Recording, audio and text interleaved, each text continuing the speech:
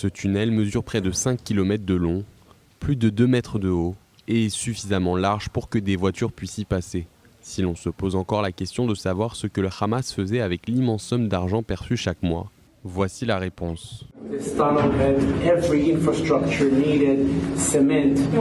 Il y avait tout le nécessaire dans ce tunnel, du ciment, de l'électricité, de l'eau et aussi plusieurs endroits où cacher des armes. L'entrée est très proche de la frontière israélienne, à environ 400 mètres de la base d'Erez. En moins de 2 minutes, les terroristes pouvaient se retrouver en territoire israélien.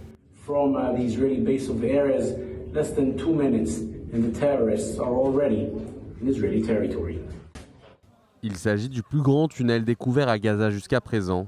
Des centaines de terroristes auraient pu atteindre cet endroit pratiquement sans être repérés.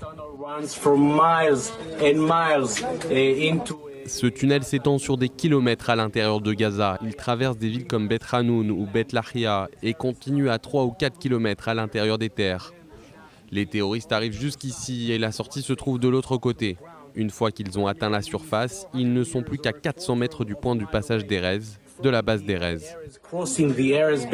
Juste avant que le tunnel ne soit démoli, Tsahal nous a montré à quoi servent réellement les sommes d'argent envoyées par le Qatar. Le Hamas, en tant qu'organisation terroriste, a montré son vrai visage en utilisant cet argent uniquement pour des infrastructures terroristes. Cet argent ne sert qu'aux terroristes et pas aux civils de Gaza. L'enfer que le Hamas fait vivre à son peuple ne s'arrête pas là.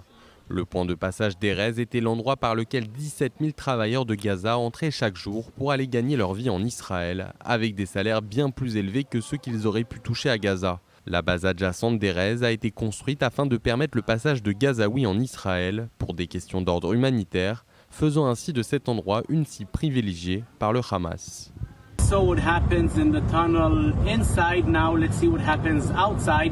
Nous avons vu à quoi ressemble l'intérieur du tunnel. Voyons maintenant ce qu'il se passe à l'extérieur.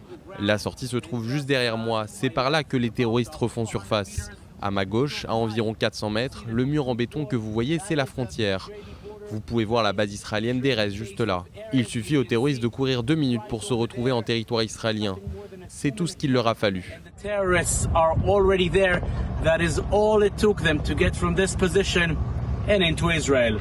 Cette guerre est aussi une guerre de symboles et en voici un autre. 3 soldats ont été enlevés depuis la base d'Erez. Cette vidéo les montre se faire kidnapper encore vivants. Le jour où le tunnel a été découvert, 2 de ces soldats ont été déclarés morts. 2 de mes soldats qui ont été enlevés à l'intérieur de cette base le 7 octobre ont été assassinés par des hommes du Hamas alors qu'ils étaient otages à l'intérieur de la bande de Gaza.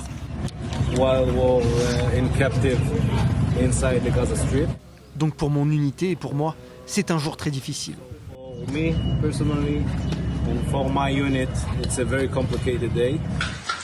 Le moindre recoin du passage d'Erez et de la base rappelle ce qui s'est passé ici, en cette terrible matinée. La mission qui attend Tsahal est claire. Sans démolir les tunnels du Hamas, nous ne pouvons pas démolir le Hamas lui-même.